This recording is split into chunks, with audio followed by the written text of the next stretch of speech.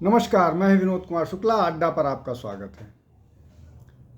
राहुल गांधी अपनी भारत जोड़ो न्याय यात्रा छोड़कर लंदन की यात्रा पर हैं और कल सोशल मीडिया पर उनकी एक पिक्चर वायरल थी श्रुति कपिला के साथ, और उसमें सैम पित्रोदा भी थे। श्रुति कपिला वही हैं जिन्होंने 2020 में जब राम मंदिर का शिलान्यास हुआ था तब बोला था कि Ayodhya a land grab and amounts a Hindu state।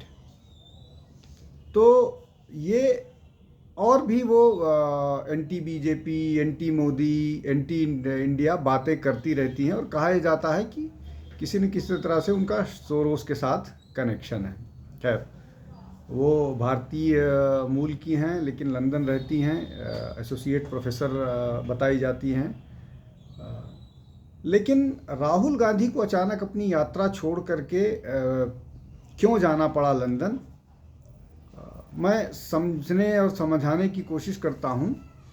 सबसे बड़ा मुद्दा ये है कि उनकी ये जो भारत जोड़ो यात्रा है यही बुरी तरह से असफल थी, बावजूद इसके कि कोशिश ये की गई कि किसी तरह से हिंसा करके और दो चार कार्यकर्ता पिटे और विक्टिमहुड कार्ड खेला जाए। वो नहीं हुआ। बहुत बढ़िया से हिमंत विश्व शर्मा ने हैंडल किया। उत्तर प्रदेश आते आते तो पूरी यात्रा ही फिजल आउट हो गई है, और राजस्थान के भरतपुर जब वो पहुँचे तो 2 मिनट उन्होंने बोला, 2 मिनट का उनका भाषण ख़त्म हुआ। तो ये स्थिति है। उसके अलावा कृषि आंदोलन से उनको बहुत उम्मीदें थी। जो कृषि आंदोलन के बारे में सबको मालूम है कि ये कहा जाता है कि वो कांग्रेस का ही पूरा किया जा रहा है और बाकी एक्सटर्नल फोर्सेस का, कनाडा की फंडिंग होती है और कुछ इस तरह की फंडिंग होती है। लेकिन मोटे तौर पर यही बात निकल करके आती है कि किसान आंदोलन, चाहे पिछला किसान आंदोलन हो चाहे ये, उसके पीछे 2 बड़े फैक्टर हैं। एक कांग्रेस की और दूसरी भूमिका अभी जो है वो पंजाब से इन किसानों को ठेला जा रहा है, जो अरविंद केजरीवाल को लेकर के स्थितियां हैं, उससे बारगेन करने के लिए, उससे ध्यान अटेंशन करने के लिए। लेकिन मोटे तौर पर ये कांग्रेस की इसमें बड़ी भूमिका है। अब दूसरा, ये कृषि आंदोलन भी असफल रहा। इससे कुछ उपलब्धि नहीं हासिल हुई। जिस तरह से लोगों को मोटिवेट करके चुनावी फ़ायदा उठाने की कोशिश थी, वो बुरी तरह से औंधे मुँह गिर गया। अब चुनाव नज़दीक हैं, 10 दिन में चुनाव घोषित हो जाएंगे। आज 1 तारीख है, 9-10 मार्च तक चुनाव घोषित हो जाएंगे। इन परिस्थितियों में क्या ऑप्शन बचता था कांग्रेस के पास कि वो अपने आप को मजबूत कर पाए और कुछ ऐसे लोगों को जोड़ पाए, जिससे उसका एक ही तरीका था, किसी तरह से क्योस फैले, हिंसा हो, मारपीट हो, और सरकार को पर यह प्रश्न चिन्ह लगाया जाए कि लॉ एंड ऑर्डर में बुरी तरह से असफल रही है और ये किसानों के खिलाफ हैं और जनता के खिलाफ हैं, इस तरह के मसले जाएं। तो वो ये कह के जाते हैं कि उनका एक प्रोग्राम कैम्ब्रिज में है जहाँ पर उनको एड्रेस करना है अपने अल्मा मैटर को। लेकिन ये भी बात सामने निकल के आई कि उनका कोई भी एड्रेस या कोई भी भाषण लिस्टेड नहीं था, जो ये बताता है कि ये और ये बाकायदा सोशल मीडिया में वायरल किया गया कि उनकी एक मीटिंग है और उनको वहाँ जाना है। जैसे ही कार्यक्रम उनका निश्चित हुआ कि अब वो ये दोनों चीज़ें फेल हो गई हैं। अब इसमें और महत्वपूर्ण बात यह है कि कांग्रेस लगातार इस तरह के एलिमेंट्स पर भरोसा करती रही है। जब वो अमेरिका गए थे पिछले साल, तब उनकी वहाँ सुनीता विश्वनाथन से मुलाकात हुई थी, जिनकी फंडिंग जॉर्ज सोरोस करते हैं, और इसको लेकर के सोशल मीडिया, भाजपा और बाकी सब जगह खूब खबरें चली थी। लेकिन इसका कोई न क्लैरिफिकेशन कांग्रेस की तरफ से आया, न कोई बयान आया।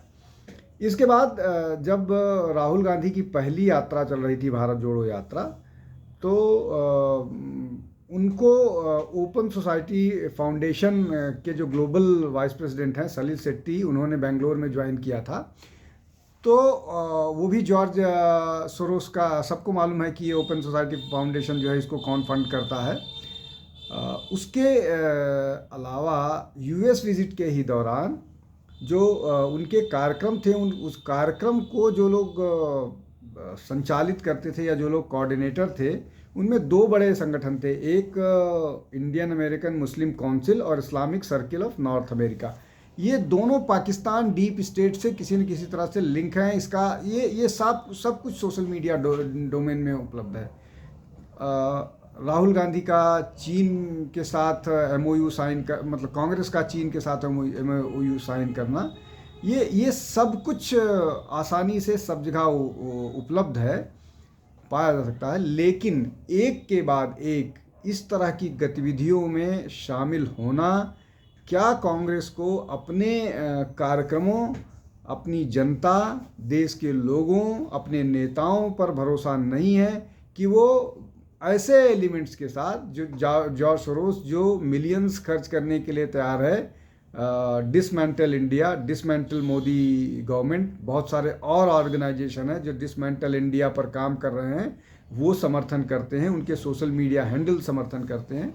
तो क्या कांग्रेस के पास अब यही तरीका बचा हुआ है चुनाव जीतने के लिए? और US से उनको कितने वोट मिलेंगे और UK में उनको कितने वोट मिलेंगे? ये भी एक बात है जिसको कांग्रेस को भारत की जनता को कम से कम बताना चाहिए, जो अब तक बात निकल करके नहीं आई है।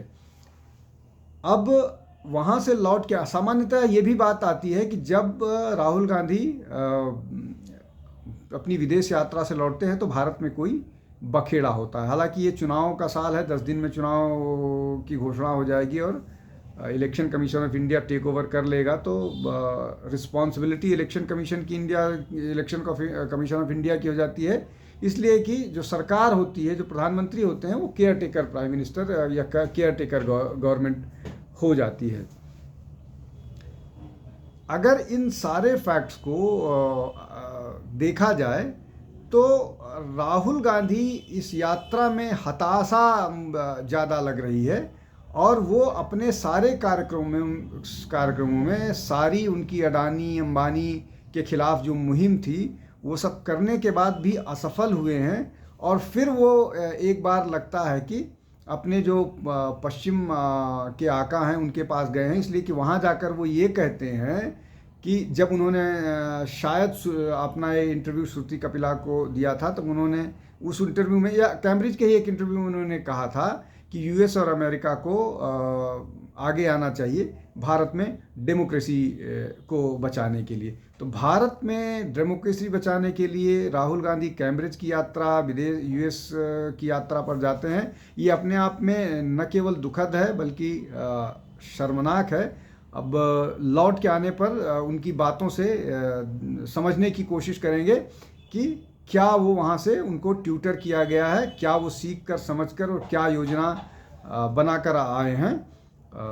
आज के लिए इतना ही। अड्डे पर आप जुड़ते रहिए, हमको लोगों तक पहुँचाने में हमारी मदद कीजिए। अड्डा को सब्सक्राइब कीजिए, हमारे वीडियो को लाइक कीजिए। आप हमको समर्थन करेंगे, हमारी रीच बढ़ाने में मदद करेंगे, तो हम और बेहतर वीडियोज़ और इन्फॉर्मेशन आपके पास लेकर आएंगे। आज के लिए बस इतना ही। बहुत बहुत धन्यवाद। नमस्कार।